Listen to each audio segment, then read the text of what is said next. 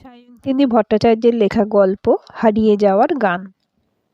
রেস্টুরেন্টে বসে পা দোলাতে দোলাতে কফি কাপ হাতে বাইরের দিকে দেখছিল মিমি।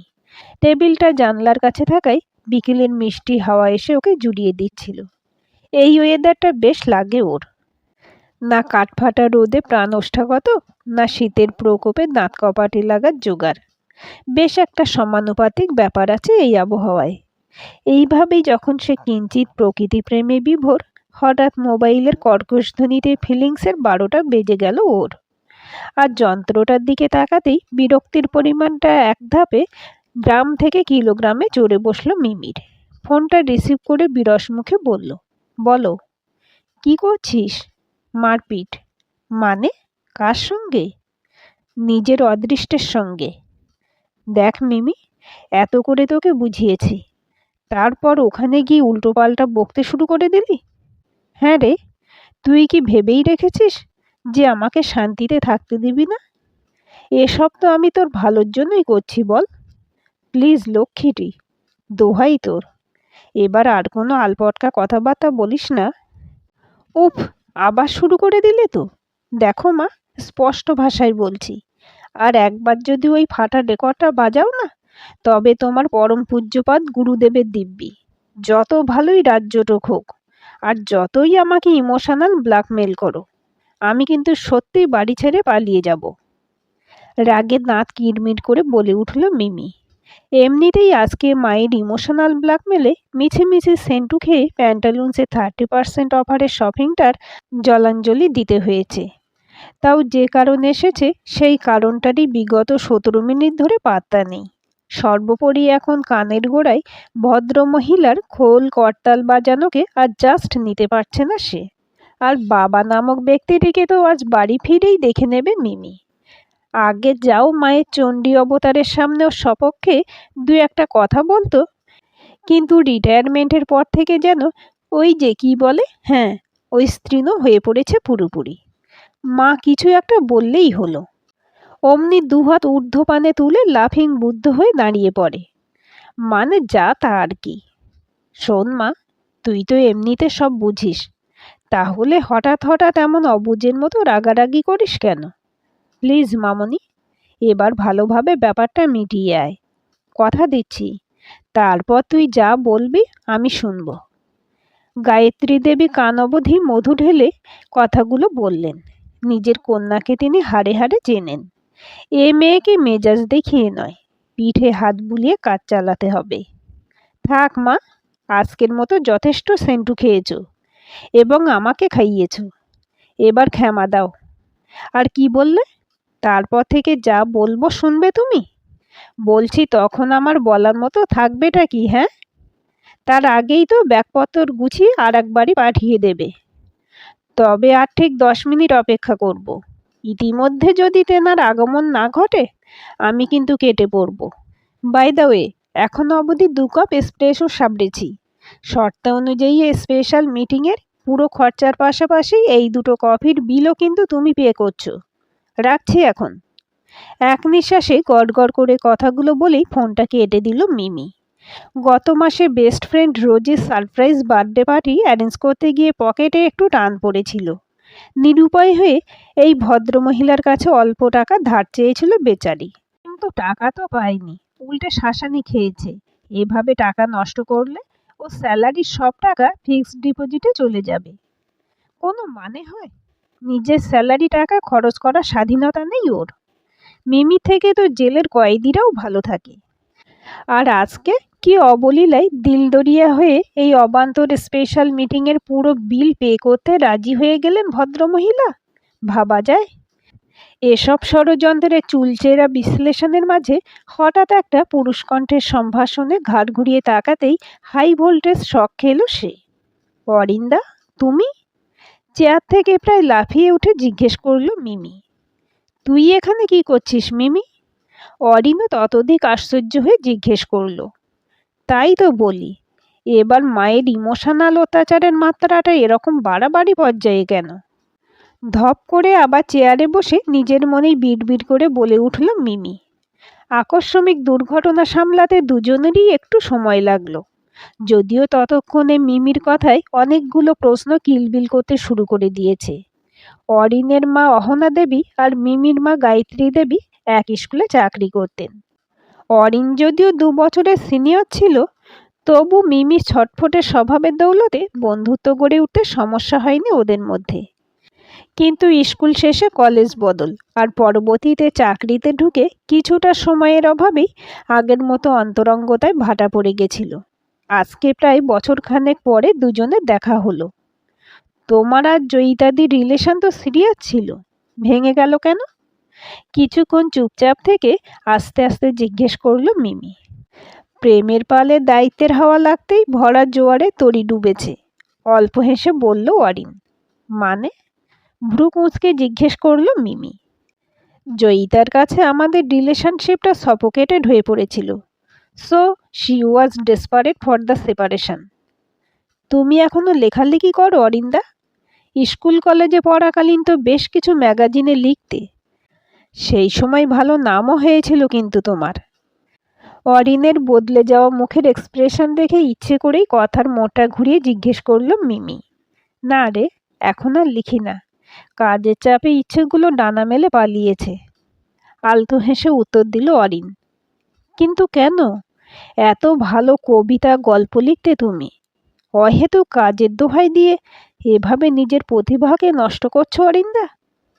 মিমির কণ্ঠের আকুলতাটা যেন সজোরে আঘাত করল অরিনকে, যা জয়িতার সঙ্গে 4 বছরের সম্পর্কে সে কোনোদিন অনুভব করেনি। অবশ্য জয়িতা কবেই বা ওর পছন্দকে গুরুত্ব দিয়েছে। ওর কাছে তো অরিনের সাহিত্য প্রীতি অযথা সময় নষ্ট করা ছাড়া কিছুই ছিল না। জয়িতার মতে পুরুষ মানুষকে ইমোশনাল নয়, প্র্যাকটিক্যাল হতে হয়। যদিও এই প্র্যাকটিক্যাল শব্দের অর্থ আজ পর্যন্ত বোধগম্য হয়নি ওর। কাউকে গুরুত্ব দিতে গিয়ে নিজের ভালো লাগাকে অস্তিত্বহীন করে দেওয়া কি খুবই প্রয়োজন? শান্ত কণ্ঠে জিজ্ঞেস করল মিমি। কথাটা শুনে একটু সময়ের জন্য থমকে গেল অরিন। মিমির কথাটা হয়তো সত্যি। একটা সময় এই লেখালেখিতেই তো সে নিজেকে খুঁজে পেত। ছাপার অক্ষরে নিজের সৃষ্টিকে দেখে অনাবিল তৃপ্তিতে মনটা ভরে উঠত ওর। কিন্তু জয়িতার পছন্দ অপছন্দকে কাছে টানতে গিয়ে কবে যেন নিজের ভালো লাগাকেই দূরে ঠেলে দিয়েছিল সে। কিন্তু শেষ পর্যন্ত কি পেল সে? প্রাপ্তির ঝুলিতে যে আজ শুধুই শূন্যতা। কথাটা মনে পড়তেই জয়িতার সঙ্গে সম্পর্ক শেষ হওয়ার এতদিন পরও বুকটা অল্প মোচড় দিয়ে উঠল অরিনের। সময় সব আঘাতকে সারিয়ে তোলে। গত 1.5 বছরের যন্ত্রণাটা এখন আগের মতো না হলেও অসাবধানতাবশত পুরনো ক্ষতে আঘাত লাগলে অল্প অল্প ব্যথা এখনও হয়। তবু নিজেকে সামলে নিয়ে জোর করে মুখে হাসি এনে জিজ্ঞেস করলো, আমার কথা ছাড়, তোর হঠাৎ কি হলো? কলেজে কোনো প্রেম টেম করিসনি নাকি যে হাত পা গুটিয়ে অ্যারেঞ্জ ম্যারেজ করতে চললি? বিয়ে নামক বালাই থেকে দূরে থাকার জন্য হাত পা যথেষ্ট চালিয়েছিলাম, কিন্তু কোনো লাভ হয়নি। আমার মাদার ইন্ডিয়াকে চেনো না তুমি? রিটায়ারমেন্ট নিয়েছে তো কি হয়েছে, এখনও দিদিমণিগিরির ব্যামো ছাড়তে পারিনি। এতদিন ধরে রাগারাগি আর চোটপাট করে কাজ হাসিল হয়নি, তাই এবার ইমোশনাল অত্যাচার শুরু করেছে আমার উপর। আর রইল বাকি প্রেম, সেটা আমার কপালে লেখা নেই। তবু বরাত জোরে হয়েছিল একটা, কিন্তু প্রায় সময় খটোমটো লেগে থাকতো। Thanks to my nature. আসলে ভদ্রলোক আমাকে বিবাহ সিনেমার অমৃতা রাওয়ের মতো তৈরি করতে চেয়েছিলেন, কিন্তু দুর্ভাগ্যবশত আমি আকিরা সিনেমার সোনাক্ষী সিনহাকে একটু বেশিই ভালোবাসি। তাই শেষ পর্যন্ত আমার উপর ভরসা করতে না পেরে পত্রপাঠ বিদায় নিলেন। এখন আমি বিন্দাস আছি বস। নির্বিকার স্বরে কথাগুলো বলল মিমি। তোদের মেয়েদের কাছে ভুলে যাওয়াটা খুব সহজ, তাই না রে মিমি? তা সে সম্পর্কই হোক কিংবা মানুষ, ভুলে যেতে সময় লাগে না। না চাইতেও অরিনের কণ্ঠস্বরে শ্লেষ ফুটে উঠল। একটু সময় চুপচাপ অরিনের মুখের দিকে তাকিয়ে শান্ত স্বরে বলতে শুরু করলো মিমি। ভুলে যাওয়া সহজ কিনা সেই বিশ্লেষণে যেতে চাই না অরিন্দা, তবে কষ্ট হলেও মুভ অন করাটা যে জরুরি সেটা জানি। যে চলে গেছে সে ফিরে আসবে বলে যায়নি, তবে আমি কেন নিজেকে একটা জায়গায় আটকে রাখবো বলতে পারো? সে যদি ভালোবাসার মূল্য দিতে পারেনি, তাতে আমার কি দোষ? কাউকে ভালোবাসা তো দণ্ডনীয় অপরাধ নয়, তবে নিজেকে কেন বিনা অপরাধে শাস্তি দেব আমি? যে তোমাকে সত্যিকারের অর্থে ভালোবাসে সে তোমার ভালো মন্দ সবটা নিয়েই বাসবে। এমন নয় যে তোমার ইচ্ছে অনিচ্ছেগুলোকে ইগনোর করে নিজের ছাঁচে গড়ে তুলতে চাইবে। তাছাড়া একজন প্রতারণা করলো বলে যে ভালোবাসা শব্দ থেকে ভরসা চলে যাবে তাও আমি মানি না। সবাই যদি প্রতারক হতো তবে তো এই শব্দটার অস্তিত্বই মুছে যেত পৃথিবী থেকে। কেন আমরা এমনটা ভাবতে পারি না যে আমরাই হয়তো ভুল মানুষকে পছন্দ করেছিলাম, যার কাছে ভালোবাসা শব্দটা গুরুত্বহীন ছিল? সবার কাছে সব সম্পর্ক সমান গুরুত্বপূর্ণ থাকে না। আমার কাছে সম্পর্ক একটা সেতুর মতো, দুদিক থেকে সংযোগ না হলে জীবন নদী পারাপার করা অসম্ভব। এক নিঃশ্বাসে কথাগুলো বলে অল্প থামলো মিমি, তারপর আস্তে আস্তে বলল, জানো অরিন্দা, ভালোবাসা অথবা সম্পর্ক ত্যাগ করা যায়, কিন্তু আপোষ করে বেশি দূর এগোনো যায় না। নির্নিমেষে মিমির দিকে তাকিয়েছিল অরিন। মেয়েটার প্রত্যেকটা কথা নিষ্ঠুর অথচ সত্যি। সে তো জয়িতার ভালো খারাপ সবটা নিয়েই ওকে আপন করতে চেয়েছিল, তবে জয়িতা কেন ওর ভালো লাগাকে মর্যাদা দিতে পারল না? অরিন যত সম্পর্কের শেকড়টাকে দৃঢ় করতে চেয়েছিল, জয়িতা ততই তা উপড়ে ফেলার চেষ্টা করেছে। তবে কি সে সত্যি ভুল মানুষকে ভালোবেসেছিল? একটানা কলিং বেলের আওয়াজে রান্নাঘর থেকে বেরিয়ে শাড়ির আঁচলে হাত মুছতে মুছতে ত্রস্ত পদে দরজা খুললেন অহনা দেবী। তোমার গুণধর পুত্রটি কোথায়? থমথমে মুখে জিজ্ঞেস করল মিমি। ওর ঘরে। কেন রে, ঝগড়া করবি? অনেক কষ্টে হাসি চেপে জিজ্ঞেস করলেন অহনা দেবী। না, কুরুক্ষেত্র বাঁধাবো। আর তুমিও পার পাবে না ডার্লিং। দুই দিদিমণি মিলে আমার উপর ছড়ি ঘোরাবে? তোমাদের সেই আশা গুড়ে বালি। নিশ্চিন্তে খেয়ে ঘুমিয়ে আর শপিং করে লাইফ কাটাচ্ছিলুম, কিন্তু আমার শান্তি তো তোমাদের সহ্য হয় না। কেন হঠাৎ দুই মহিলা মিলে আমার সুখের আকাশে বিনা মেঘে বজ্রপাত ঘটালে? এর কৈফিয়ত তো দিতেই হবে। তবে তার আগে তোমার সুপুত্রটির সঙ্গে একটা জোরদার বোঝাপড়া করে আসি। ওহো, বাই দ্য ওয়ে, আজকে ব্রেকফাস্ট এখানে করছি। সকালে মায়ের সঙ্গে ঝগড়া করে না খেয়ে বেরিয়ে এখন পেটে ছুঁচো দৌড়াচ্ছে। চটপট ছোটবেলার মতো আলু পরোটা বানাও দেখি। অনেক দিন খাইনি তোমার হাতে রান্না। নিজের রুমে বসেই ড্রয়িং রুমের কথোপকথন শুনে মুসকি মুসকি হাসছিল আর অসময়ে ধাবমান কালবৈশাখীর জন্য তৈরি হচ্ছিল অরিন, এবং ওকে নির্ভুল প্রমাণিত করে ঝড়ের বেগে ঘরে ঢুকলো মিমি। কেন তুমি এমনটা করলে অরিন্দা? বারবার তোমাকে বলেছিলাম যে কোনো অবস্থায় এই কেসটা কেঁচে দিতে, কিন্তু তুমি ঠিক তার উল্টোটা করলে কেন? এমন কি ক্ষতি করেছিলাম আমি তোমার? রাগে প্রায় কান্না পেয়ে গেল মিমির। গত রোববার অরিনের সঙ্গে দেখা করে আসার পর বেশ নিশ্চিন্তে ছিল সে। এ যাত্রাটাও বিয়ে নামক আসন্ন বিপদ থেকে উদ্ধার পেয়ে গেছে। কিন্তু গতকাল রাতে অহনা দেবী ফোনে গায়ত্রী দেবীকে অরিনের সম্মতি জানানোর পর থেকেই অত্যন্ত বাজেভাবে ফেঁসে গেছে সে। মা তো পারলে এখনই বিয়ে দিয়ে আপদ বিদায় করে। কোথায় ভেবেছিল সামনের ছুটিতে লাদাখ ঘুরতে যাবে, তা না, এখন বেনারসি শাড়ি উইথ ধরাচুরো পরে 7 পাক ঘোরো। আর এই সব কিছুর জন্য দায়ী এই মিসকে শয়তানটা। পেটে পেটে যদি এই ছিল তবে সেদিনই তো বলতে পারতো। কেন মিছে মিছে দুটো দিন মিমিকে লাদাখের অলীক স্বপ্ন দেখালো?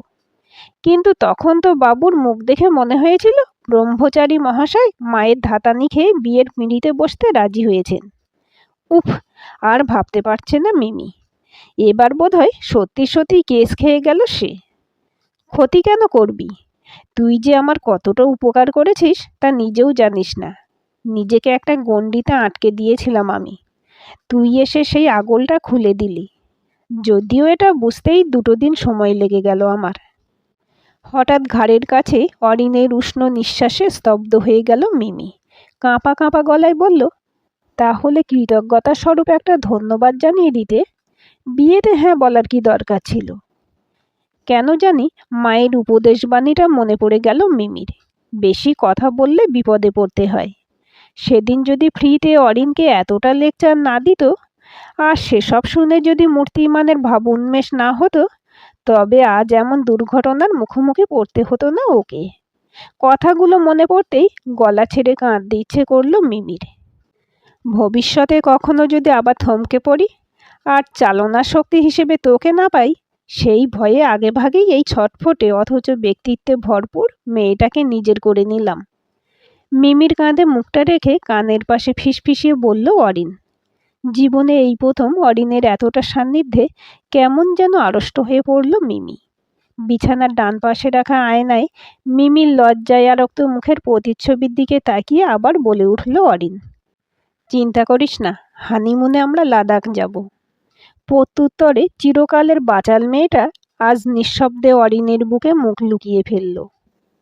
আজকের গল্পটি কেমন লাগলো কমেন্ট করে জানাবেন। ভালো লাগলে লাইক, হাইপ, শেয়ার করবেন।